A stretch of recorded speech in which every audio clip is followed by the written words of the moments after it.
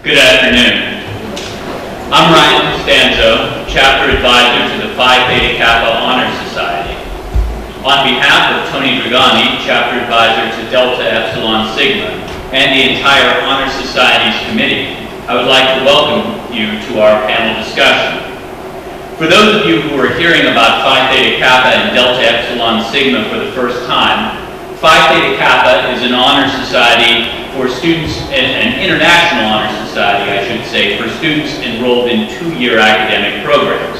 And Delta Epsilon Sigma is a national honor society for students who are enrolled in four-year courses of study. Every fall, the Phi Theta Kappa and Delta Epsilon Sigma honor societies sponsor a panel discussion. This year, in keeping with our campus theme of hospitality, we have put together a panel of individuals who will be talking about technology and its effect on hospitality. At this time, I would like to turn it over to Christopher Minjar, chairperson of our Business and Information Technology Department. He will be serving as our moderator this afternoon. Professor Minjar.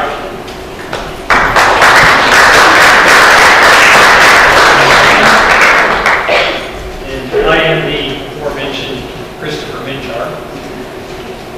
Thank you all for coming to today's event, Hospitality in the Digital Age. And also thanks to Phi Theta Kappa and Delta Epsilon Sigma for sponsoring this event today. Our panel today brings to the table some unique and relevant perspectives to a unique and relevant topic. On the far end of the table, Lauren Coakley. Wait, so we know who you are. Lauren Coakley is a graphic and instructional designer who works in the Information Technology Services Department up on the third floor. She will discuss hospitality in the digital age from a classroom course design perspective. Dr. Laura Lansing. Dr. Laura Lansing is an associate professor in the Social Sciences Department and teaches a variety of psychology courses at the undergraduate and graduate levels. Dr. Lansing's background is diverse, with a Bachelor of Arts in Philosophy and a Bachelor of Arts in Mathematics from Rockford College in Rockford, Illinois, a Master of Science in Mathematics from the College of William and Mary in Virginia, and a Master of Science in Industrial Engineering and a Master of Science in Psychology with an emphasis in methodology or statistics from Lehigh University, and a PhD in Psychology from Lehigh University. I feel more intelligent just reading that list. Jeff Sinceri is an instructor in the Information Technology bachelor's degree program here at the college. He earned his Bachelor of Science degree in Information Technology at Mount Aloysius, has a master's degree in Business Continuity Management from Norwich University. He is also a certified information systems security professional and a certified organizational resilience specialist. He's been a member of online communities for over 22 years, going back to the Usenet network in 1990. So still more experience in online stuff than anybody else. Christopher Burlingame is the college's writing consultant and study skills specialist. He is about a month away from completing his Master of Fine Arts in Fiction Writing from Chatham University, where he has used a wide range of technology to close the hospitality gap of the online classroom. Now, thank you all for serving as panelists today. My own reflections on hospitality, whenever the topic comes up, always, for some reason, go back to one of my study buddies when I was in school, in my master's program. His name was Khaled Ghatan. Everybody just called him Ghatan. And he was from Saudi Arabia. And quite often I would go over to his apartment to study. We would study for a while, and after we were finished studying, either he or his wife would break out some refreshments, maybe some cake, some dessert, and a beverage, and coffee or tea or whatever, and we would sit and talk about other things not related to the class that we were taking at the time. on one of those occasions when we were talking, Gatan was telling me about some people who came to his door just a few days before. There were two people, missionaries, and they wanted to share their religion with Gatan. And so he invited them in and served them refreshments and had a conversation with them. And about this point I said, wait a minute. I said, you actually invited these people into your house? And he said, yeah. He said, I said, most people tell them to go away and slam the door in their face. You know, don't want to hear any of that. He said, Gatan said, oh no, no. He said in my culture, if someone comes to your home, you have the obligation to show them hospitality. I thought that was a nice example. So over the years, I've tried to let that be a lesson to me. Now, fast forward a few decades. Well, maybe not that long, but... And I'm listening to my teenage sons play Xbox. Now, when I say that, I'm listening to them. It's all in the family room. We're all there together. I'm not creeping on them or anything. Okay? We're all there together. And I overhear the conversations on their headsets as they're talking with the people they're playing with. And after one occasion, I asked my son, who's that you were talking with? Because the conversation oftentimes would lead outside the game and talk about various things. And so they obviously had familiarity with each other. And so I thought it was a schoolmate. I said, was that one of your friends from school? He said, oh no, that was so-and-so. He lives in Northern Ireland. And then one of the other boys, well, he lives in Michigan, or he lives in Florida. My sons consider these people to be their friends. Maybe you can relate to this. Maybe you have online friends like that as well. So I started thinking about that. It's an interesting form of friendship. People you've never met, and probably never will meet, are friends. So how can we show those friends hospitality the way Gatan showed me hospitality, and also the missionaries who came to his door? How can you give somebody some refreshment and respite when they are not physically there? Well, I think the essence of hospitality, after reflecting on this a little bit, lies not in the cake or the beverage or the physical nature of the interaction at all. Rather, I think it's in what the person takes with them away from that interaction, emotionally and spiritually. Because when I thought about it, I could get a piece of cake any place. But it's different when I'm at a friend's house. It's what they take with them when they leave us, spiritually. If they leave the interaction with us feeling more full, more alive, then something we did for them has provided hospitality. They may not have chocolate cake on their face or a full belly when they leave, but they have a full spirit. And that's really the essence of the hospitality, as I reflect on this. So what is it about our interactions with others, whether face-to-face or digital, that lifts them up? And that's what we explored here today. And hopefully I can find some answers to my questions. So if I could turn it over to the panel at this time, I would ask each of you to have an opening statement of 5 minutes or so. And then after everyone on the panel has had a chance to speak, then we'll open it up for questions and answers. So, okay. Chris?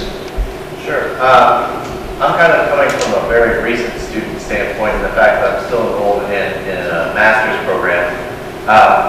And one of the biggest things that I struggled with in getting involved with that program was feeling connected, because I went to a very small school before. My undergraduate was a junior out of college.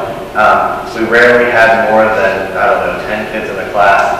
And so I was used to that community and that sense of welcoming that was built from going to such a small school. And when I made the transition to my master's program at Chatham University, which is in Pittsburgh, and it's a beautiful campus if you ever get to visit. I get to visit 10 days in the summer for my residency, and that's it. But the big goal of their program was trying to make us feel welcome, make us feel a part of that on-campus community.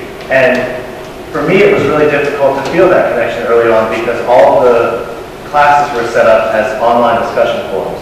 So you would get to see literally a thumbnail size picture of somebody, and that was how you had to envision them as they were responding to things that you would say or things that the other students would say. And then maybe during that 10-day residency, you might get to see them, and nobody ever looks like their thumbnail picture. So it's really hard to get that sense of belonging that I think is so great at a smaller school. And it has evolved. We've moved on to incorporating things like Google Hangout. Does anybody use Google Hangout? Nobody? All right. Well, Google Hangout is essentially like a Skype conference call. Basically, you can have, I think it's up to 10 people, and you can see them as they're talking, and that really has sort of enhanced that feeling of connection. In the classes I'm enrolled in right now, we have students who are on the ground. It's actually a hybrid course, so they're doing, in-class activities, and then they're also meeting online for this hangout period every Monday night. And I get to find out what they're doing. They're actually going to CAPA, which is like the Theater Arts and Performing Arts School in Pittsburgh, and we get to hear their hands-on experiences and then try and apply it to the theory that we're reading about and trying to feel that hospitable connection. And I think that the video definitely helps, but there's still that sense of disconnect. So my big issue with technology really in terms of formulating a hospitable environment is that there is that disconnect. You can only go so far. You can't feel the warmth of somebody beside you. You can't get a hug from your best friend on Skype before they sign off or whatever. There's sort of a little bit of an emptiness. But I do think that it's much more fulfilling than just a phone conversation or just typing to somebody on like a Google message or an instant message.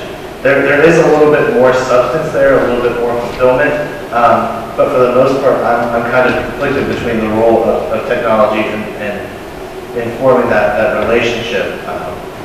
Things that we have like Facebook and Skype, kind of like Chris was saying with his son playing video games, you can talk to people that are all the way across the world, and that was great for me when I was studying abroad. I could talk to my fiance, I could talk to my family, but at the same time, I felt that there was something lacking. And the same thing goes with Facebook. You can talk to somebody halfway across the world, or you can have a friend that you went to school with and that you don't keep in touch with as much. You can see when it's their birthday, or you can see when they post new pictures. For example, my engagement pictures were posted today, so I was excited to see those.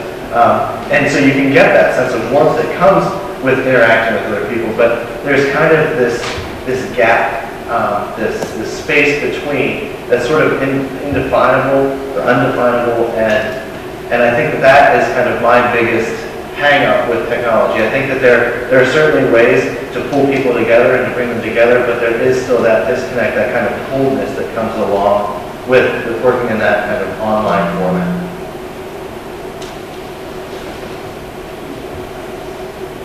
I approached it from a little different angle, but I'm glad that you mentioned community because that was a thought that I had. We sometimes have difficulty. We try and map things in the physical world to the technical world. And to some extent we can map the concept of hospitality over to the digital world, the world of information technology. One area where I've seen that we seem to be failing is in online communities, and that's the main way that we interact. When I say online community, I include things like Facebook, Skype, chat communities, blogs. The issue that I have, and we've touched upon in the past in other symposia, is that disconnect makes it very easy for people to be cold to one another. I think that lack of connection that people feel between one another also brings a lack of consequence for action.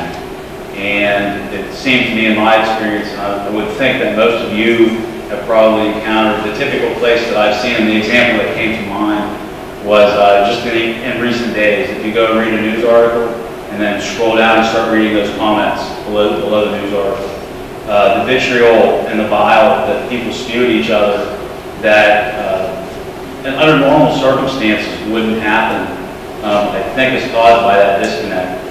That being said, I think that it does provide the opportunity to provide some sense of community. I've seen communities gaming blogs or people with particular interests that come together, that there is a sense of hospitality and people are kind to one another and people do answer questions. I just don't know where we can get that sort of balance where we don't have that level of vitriol from the sense of hospitality that, as I understand it, the people of power, that's where you're in a situation of power and you have guests, and perhaps it's when we're in situations of power, when we have a blog or we have a Facebook, and we can control the content to some extent, that we can dictate. That is not okay. We can foster that sense of hospitality, and maybe that's where we need to start. I'm looking at this more from a relationship point of view. I'm a psychologist. From birth, all humans are social beings. We need human-to-human contact. We need to know that there are other people out there whom we can depend on. And technology can certainly assist us in doing that. Your grandmother is sick, and your mother might call or text and say, you know, I need you to get to the hospital, and so you go. Your mother needs you. Your grandmother, maybe she needs to say goodbye to you. Maybe you need to say goodbye to her. That's a situation where technology can facilitate our relationships and make them stronger, make them better, strengthen them. On the other hand, more often than not, technology is used because it's easy, not to necessarily strengthen relationships. Students text and play games and surf on the internet during classes. Friends text while they're sitting in the same room. People walk down the streets together while they're each wearing headphones or talking on a cell phone. And Sherry Turkle is a psychologist at MIT, and she's made this suggestion that I kind of liked. She says, we've become accustomed to a new way of being alone together. And what she's saying is that we're in the presence of others for much of our lives, and yet we're still completely alone because we create a shield with technology to kind of hide behind. And that's not good for humans. It's not hospitable, and it certainly isn't human-friendly. When we use technology as a substitute for relationships, for real relationships, it changes those relationships. They become more distant. They become less interesting. And in fact, sometimes we find ourselves substituting false relationships for real ones. You might start thinking that those 300 Facebook friends are real friends, and they very often aren't. What happens is when we cease to engage in real relationships, human-to-human relationships, students aren't engaged in their educations, teachers aren't teaching, parents aren't parenting, executives aren't leading, workers aren't working. At that point, everything we do starts to get degraded, and we lose an important part of our humanity. A friend of mine is the director of a counseling center at another university, and he tells me that before he can help students with their problems, very often he has to teach them how to have a conversation. He has to teach them how to listen to themselves, how to listen to other people, how to put their devices away. And he has to teach them how to relate to somebody on a human-to-human level before anything else can happen. And again, if we cease to be able to converse with one another and be civil, much less hospitable, with one another face-to-face, that's not good. It's not hospitable if two people aren't able to meet and share themselves with each other in a very fundamentally human way. None of us likes to be ignored, and yet we've reached a point where we think it's okay for us to ignore each other unless we can control when, where, and how much attention we give to the other. And that's a very unfriendly, unhospitable world. But it doesn't have to be that way. I mean, it's really our choice. We can choose to put technology away part of the time and share ourselves with others, and we can choose to be human. I'm way different, way different. Hospitality in the classroom. We're going to start with a quote by Henry Nouwen. Hospitality is not to change people, but to offer them space where change can take place. What's a classroom but a space for change to occur? Online or face-to-face, the instructor controls the technology in the classroom, to a point. The flow of technology from the instructor to the students, the instructor defines the rules of engagement. Now, what makes hospitality work at home? You're comfortable. It's your home and you're comfortable in it. So to use technology in your classroom and be hospitable, you have to be comfortable with it. I'm not saying you need to know how to do everything, but you need to know what a smartphone is, what it's capable of doing, what's Blackboard, what the students are doing.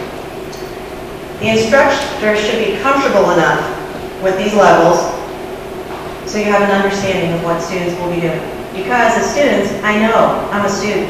I'll do whatever I want with new technology. I'm sorry, Andy.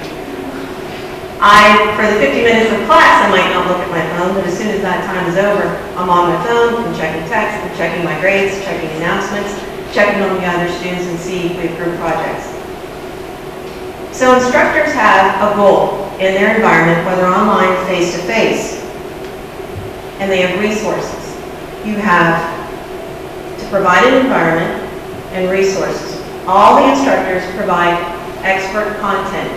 They are experts in what they are teaching you. They can add digital materials to enhance the content and their expertise. What they need to do is find content that excites students to learn. You have a natural ability to learn, and that's what digital media can do. It can get you excited about learning. Instructors face 3 challenges, and students who probably understand these. The student must be enticed to try. And sometimes that's difficult because you're afraid to try, because of fear of failure. The student has to be motivated to put in a lot of effort. A lot of effort is required to be successful. And the student must achieve some meaningful success when the effort has been expended. This doesn't mean without failure. There's often failure before success. So, digital media can change the traditional lecture format from one to many and many to one to one to many and everyone learning together. That's what Web 2.0 tools, that's what Web 2.0 is about. Collaborative learning together. So we move to active learning. Do any of you watch TED Talks? They're wonderful. In a TED Talk by Daphne Kohler on online learning, I found the following information. Now I will explain this to you, or the math will refer to the math expert. Okay. Educational researcher Benjamin Bloom developed the 2 sigma problem. He studied 3 groups of students. Each group is a group of 100. The first group, face-to-face lecture format. Second group is a mastery class. That means before you can go to the next level, you must prove success, that you understand that level of content. The third group had one-on-one tutoring. So here's my math explanation. Let's see if I can do this. So we need to establish a baseline. We're going with the face-to-face class. The average threshold is 50. So you have a face-to-face class, you have 50 students out of 100 that are successful. You go to the mastery class, that takes it up 1 level, sigma, 1. Okay, we go to the face-to-face. 98 out of 100 students have success, double sigma. So the question is, how do we get there? How do we get our students to that point? Well, we can't provide everyone with one-to-one teaching, right? That's impossible. But you can use digital media and digital content to review, so you can provide a tutor that's available and extend your classroom from 50 minutes to 24/7, because these students work at 2 o'clock in the morning, they're up at 4 o'clock in the morning, I see they're on Blackboard all over. So, you can use technology in a hospitable way to increase our learning levels so we can move to the double sigma to the 98%. Computers don't get tired of playing the same video over and over. If somebody's stuck, like in nursing, say you're challenged by how to place an IV or how to bandage someone, you can watch a video over and over. Computers do not get tired. And when I say computers, I'm talking about smartphones, tablets, computers, BYOD, any device. They don't get tired of grading the quiz over and over. You can use this knowledge and this media to move students forward. So, we can connect digital media to the hospitality in the classroom to success. We can spark students' creativity and critical thinking skills by combining everything. So I'm going to leave you with another quote, this one by Plutarch. The mind is not a vessel that needs filling, but wood that needs igniting. Thank you. Thank you, Pam. Appreciate those perspectives. Okay.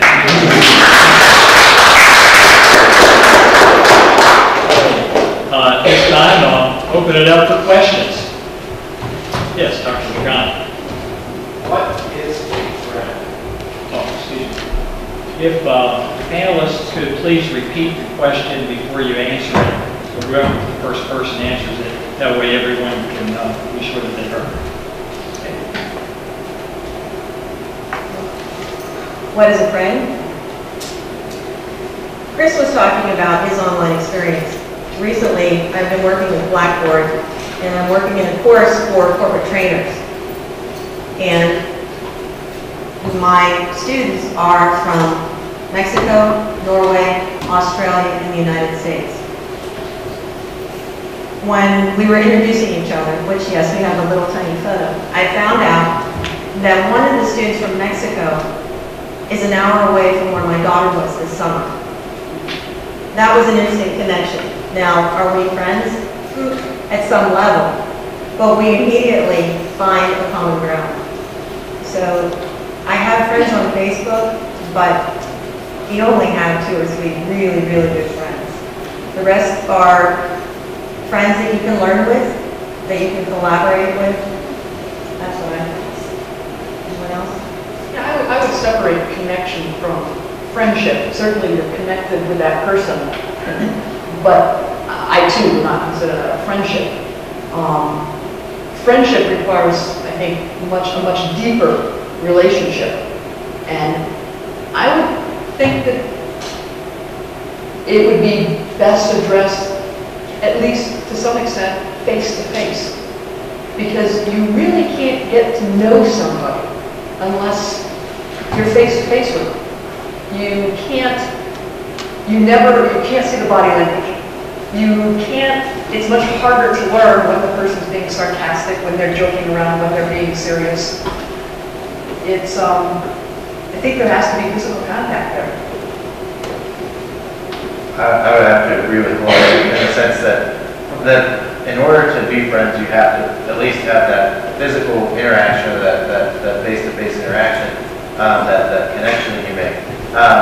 But for me, a friend is somebody that starts there and that kind of can transcend that face-to-face interaction. My best friend, honestly, lives in Vermont. I see him once a year if I'm lucky. He was my college roommate for 4 years, and he may be the best friend that I've ever had. And because I knew him face-to-face, I'm able to use technology to facilitate that friendship even further.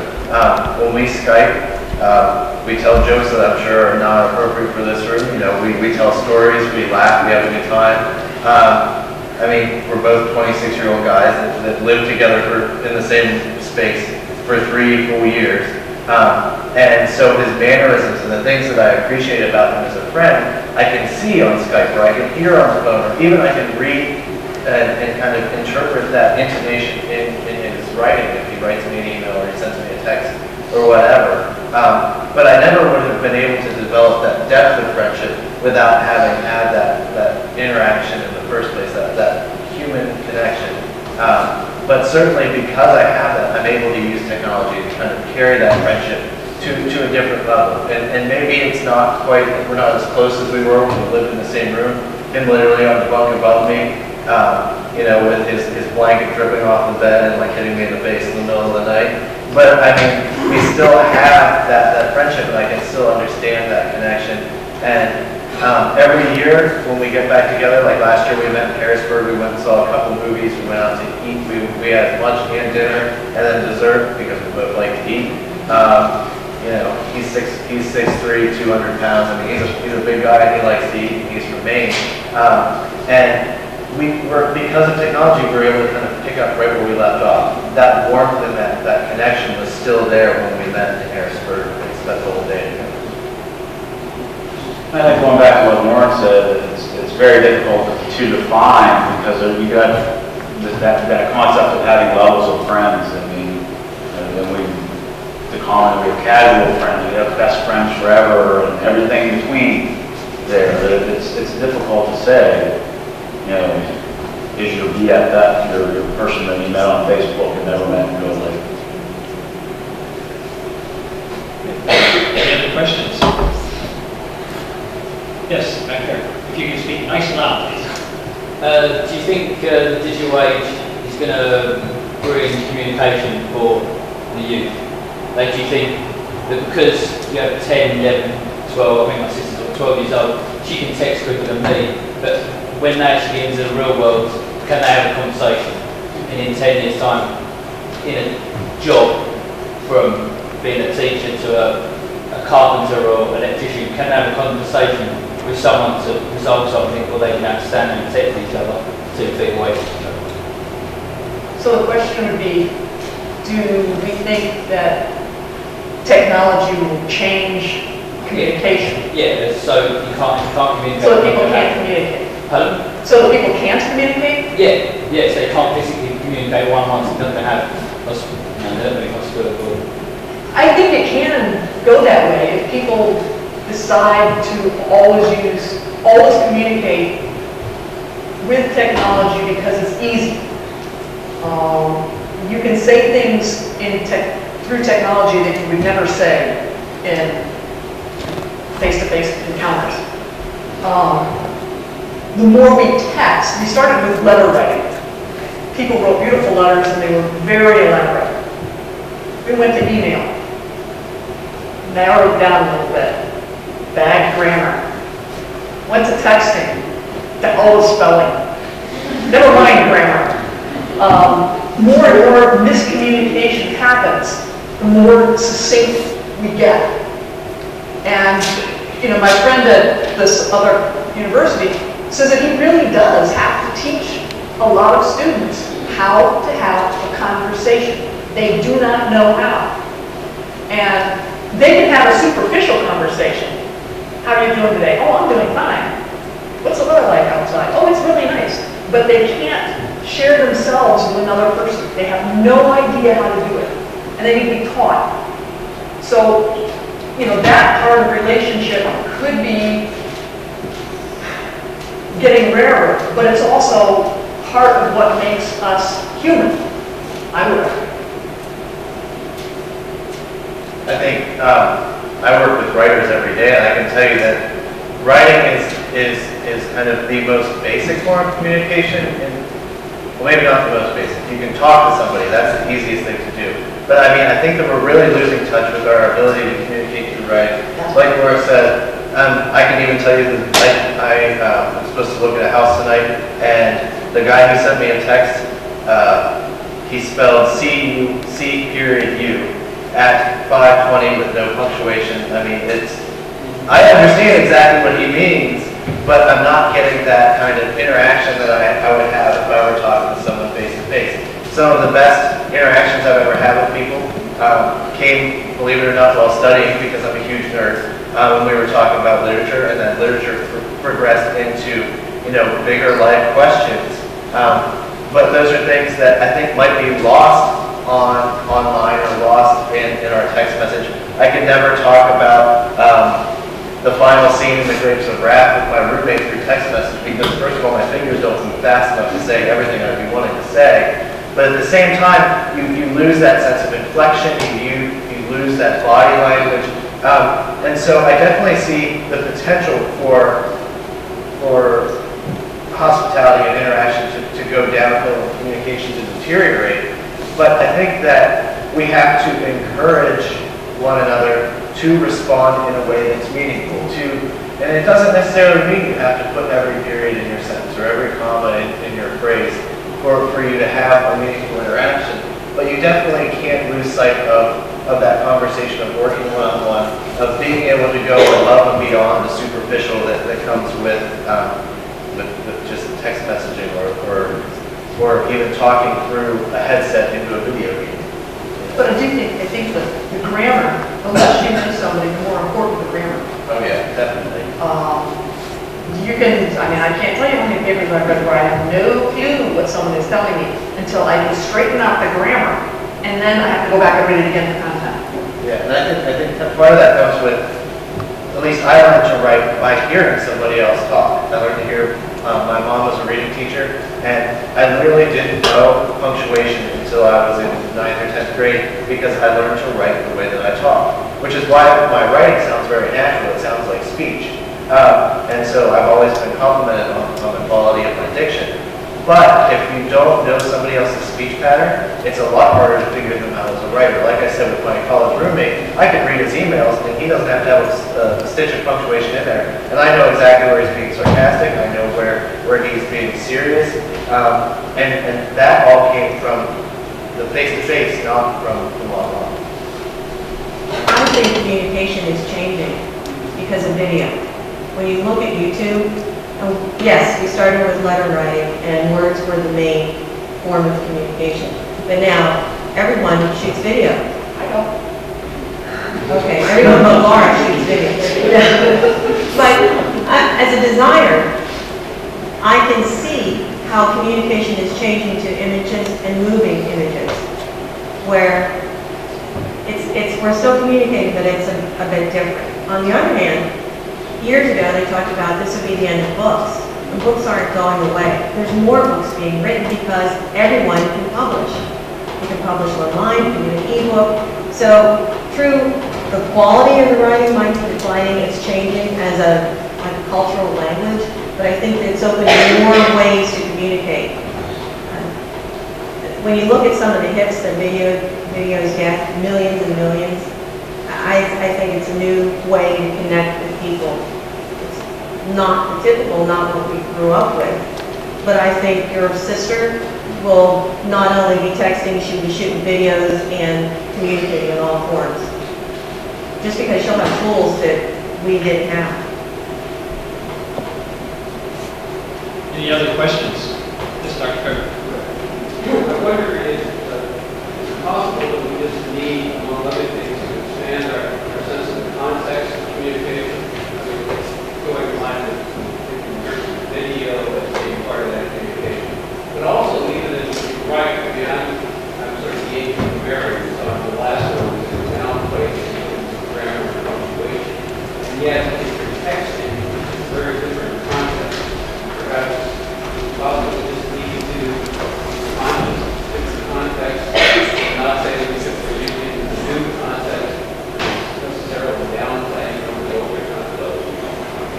And so we're becoming multilingual, depending on the format, depending on the tool. I think you have to have a grasp of the old context to make that comparison, in order to be able to analyze what I'm texting and say, or what I'm emailing and say, the recipient of this message might not get what I'm trying to say, or might take this the wrong way. You have to have some grasp of the old context. I think email is a particularly good example of where we're missing that context, in the sense that people of an older generation don't recognize that typing in all caps is the equivalent of shouting at somebody. It's ruining that hospitality. The younger generation. That's true. The old font is not your friend when you're typing. I can tell you that. It actually comes off offensive. I mean, it's attacking. So being aware of just email etiquette or the etiquette of whatever form you're trying to communicate in is definitely one way to facilitate a more hospitable relationship. If you recognize that, typing in all bold is going to irritate somebody, is going to tick them off, don't do it. The biggest thing that I've learned from talking to people, working in newspaper, working in a college setting, is that email is the way that most people respond, and there's a certain expectation of immediacy. And so if you need to kind of slow down that immediacy, I think, a little bit, and think more clearly about how and what you're responding. Like you said, you need to think about not only what you're typing, but how is the person that I'm typing this message to? How are they going to receive it? What are they going to get from it? So it's best not, especially if you're angry, not to respond or blame or send somebody that email right away where it's typed in all caps and bold font, exclamation points left and right. That's not going to accomplish what you want. And I have a college professor who gave a lecture on email etiquette, and her big thing was when you do any kind of communication, there is a sort of self-interest in the fact that you have to say, how do I achieve what I want? Like, when I'm trying to communicate with somebody, it's because we're trying to either come to a consensus or I'm trying to achieve something. And the way that I communicate or the manner in which I speak to them is either going to help me accomplish that goal or completely turn somebody off and have them run in another direction. So you need, regardless of whether you're communicating through video or through text or whatever the medium may be, it's really important that you think about how your message is going to be received, and are you sending out the message in the best possible way to promote a positive relationship. Yeah, I think the idea of the issue of audience is important because you don't want to send me a text message. You just don't want to do it, especially if you're a student. It isn't going to get responded to. There's a certain level of respect or distance that I think between professor and student that needs to be there. On the other hand, well, I'm not going to text my best friend either, but most other people would. But I think what we have to do is we can use different types of technology, but instead of just using them because they're easy, we need to use them to facilitate relationship. And we need to be careful that we don't substitute connection for relationship because they're not the same thing. I think we need to, instead of being technology ready, I think we need to worry about being technology smart and knowing when it's appropriate to use texting, when it's appropriate to use email, when it's appropriate for me to show up in person and look at somebody face to face.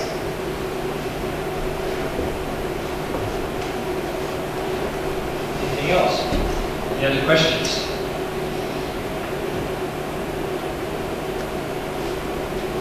I have a question. Last year we had the theme of civility, and this year we have the theme of hospitality.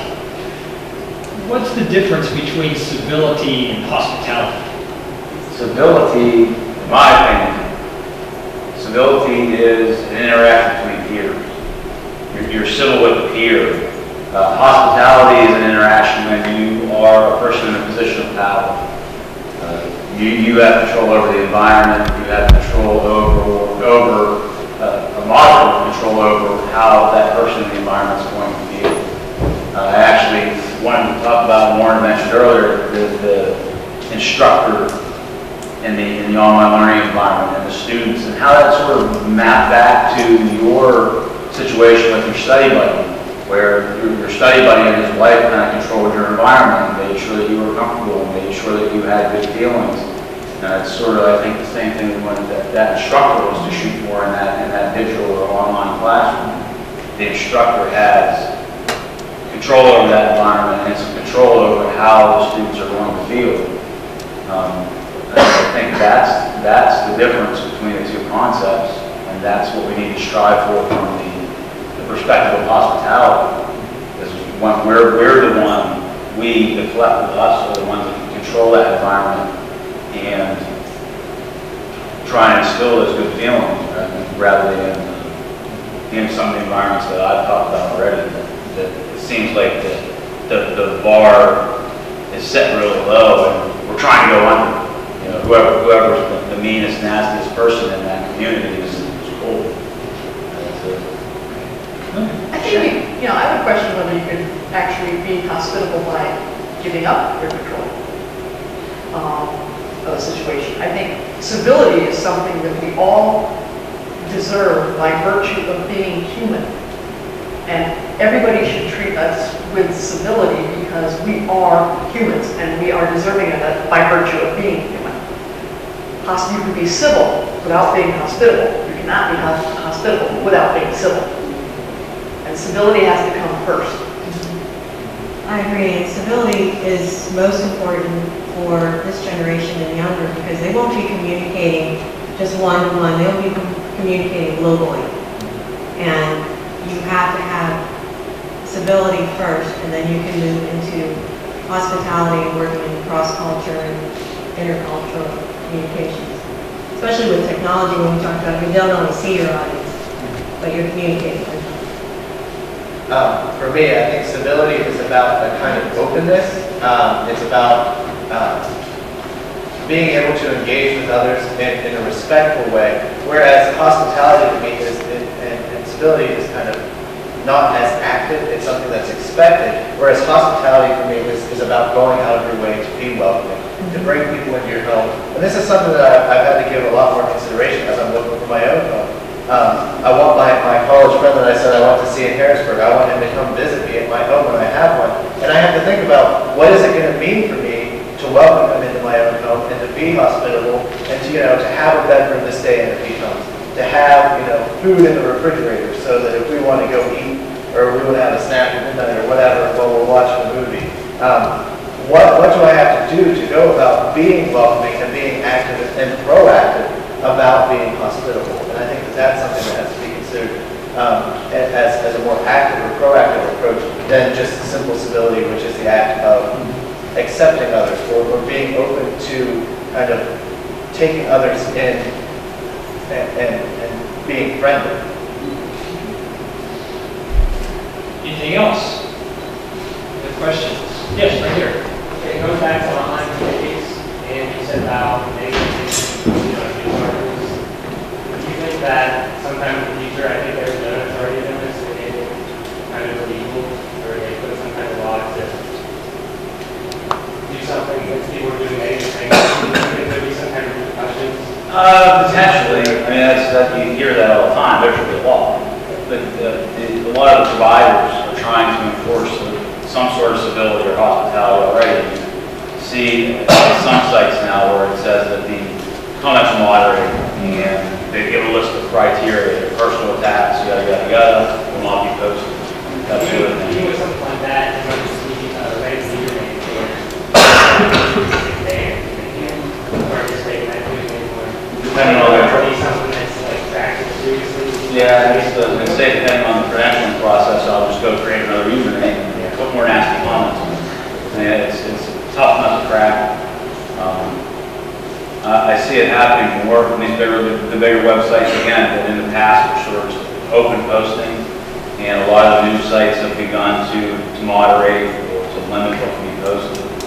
But you'll see more and more that comments have been removed because they are inappropriate. Yeah, I think it has to do with societal attitudes. The attitude right now is that that's okay. And I don't know if there's a way to fix that. But, again, I think going back to what all the panelists have said, that it's something that I likely would not say to somebody's face, some of these comments. But for some reason in the digital medium, it's okay. You think that it's okay, but you think that it's okay to say something like that. I think it's, I'm sorry. I was just going to say, in my experience, on both sides of the spectrum, I actually enjoy participating in communities that are hospitable. And from a technical person asking a technical question, you have 10 people come back and say, "You're a dummy," versus 10 people come back and say, "Well, you should try this, read this, this is a good book on the topic." I just like to be in that sort of community that is hospitable and helpful rather than attacking somebody or asking a basic question. I think, when we it's much easier when we're online to become much more me-focused. And it becomes what I want to do, and what I feel like doing, and what I feel like I want to say. And you kind of eliminate the other from the conversation. But the other still is out there. And that other is still being affected by those words. And it's kind of sad when you think that we think so little of each other, that we can just spew this stuff, this vitriol, and not care. I mean, it's really got to be where it's all about me and what I want. And part of the problem with that is people who are all about me, people who worry about what I want and what I like and what's best for me all the time, are not happy people. They tend to be miserable people. And that's somewhere where, you know, the Sisters of Mercy are trying to teach you guys something important with the whole service, which students sometimes I hear whining about. People who are outwardly focused, who are focused on the other, are the people that are actually much better at coping with stress. They have better social networks. They're much better adjusted than people who are me-focused. And I think it makes it easier to become me-focused in what I want when that other becomes anonymous. And then we can spit the vitriol. Yeah, I think the big problem with those online responses is, like you said, you can hide behind a username. There's no accountability. You can say things, or some people do say things that they would never dare say in person. They would, you know, they can use profanity, they can use just hurtful terms online, and it seems like that virtual or digital mask makes it okay, but it doesn't. I think that what we need to do is ramp up our efforts in accountability to build those hospitable online communities. Like you said, I mean, I can't tell you how many times I've been in a class and I've been like, we've been talking about, I'm in creative writing, so we're talking about the role of authority in the classroom and, you know, where can I find more information? One of the biggest things that we do in my online discussions are we talk about, if I were teaching this class, what is an exercise that would make students be engaged, that would make them feel a part of a community? And that, the standard that we have, the expectation that we have, is that our classmates are going to say, oh, well, I've used this activity and it's worked. So we're able to use that as a collaborative space. And I think that is, and it's because we're accountable. We see each other as equals, we see each other as peers, and so we have this expectation that we need to match each other's standards or to even exceed one another's standards of kind of being reciprocal and hospitable in our communications. I think what happened is the growth of communications and technology just exploded. So a lot of people pushed the envelope. I don't know, do you guys remember being in grade school and that character education stuff you had all the time? Honesty, and now they're teaching elementary school digital citizenship. Because what we're learning is, it's not, even though you would like it to be about me, I love it when it's about me. But it's really not. And your generation's amazing with this. I mean, Tom's shoes, things like that, where you buy a pair of shoes and they donate shoes. You have all kinds of, even though there's all this crap going on in the world, your generation is working towards making things better. At the same time, people who understand and see what's going on are starting to teach children what's appropriate.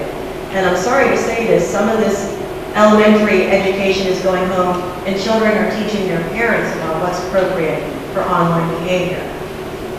But society is slowly turning, and I hate to say how old I am, but I was around for the first Earth Day. And look how amazing it is now. You know, so thanks, Bob. You know, as these things grow, there will be change, but there will be some really bumps in the road until we get a hang of what's appropriate.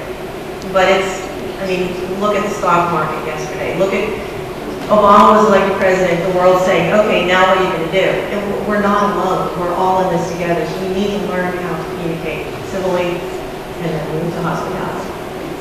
And I think that's the key, going back to the original question, is that the individuals that use the site or comment on the site need to be civil, but it's up to the organization or entity that controls the forums. They need to enforce hospitality somehow, at least attempt to.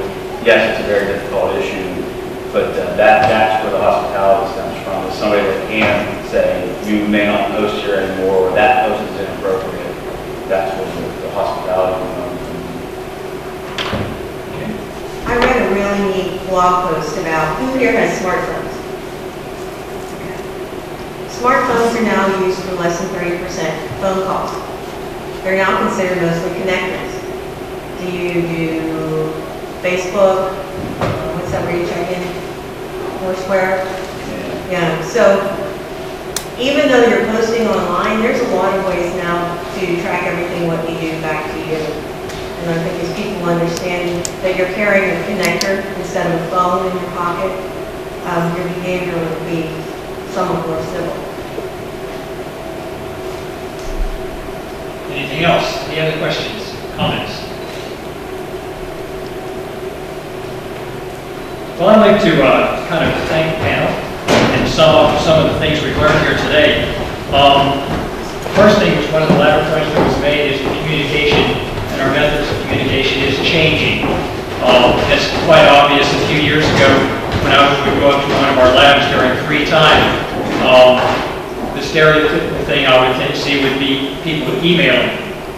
A couple of years later, I would go in and then I would see instant messaging. And that was the predominant thing that I would see when I go into the lab. And now when I go into the lab and there's free time, I see social networks and texting on smartphones at the same time. So the way we communicate is changing. That can create some digital divides in our relationship and some disconnects, but also have the potential to facilitate relationships and enhance relationships if used properly. We learned about the importance of learning to listen and not let our digital habits displace that talent. I think one of the nicest quotes, Lauren, was when you mentioned that we should offer people a space for them to change in a positive way. And I think if that principle will guide all of our communications, whether digital or otherwise, then I think that we would have a much more hospitable world. So thank you, panel, for being here today, and thank you for coming.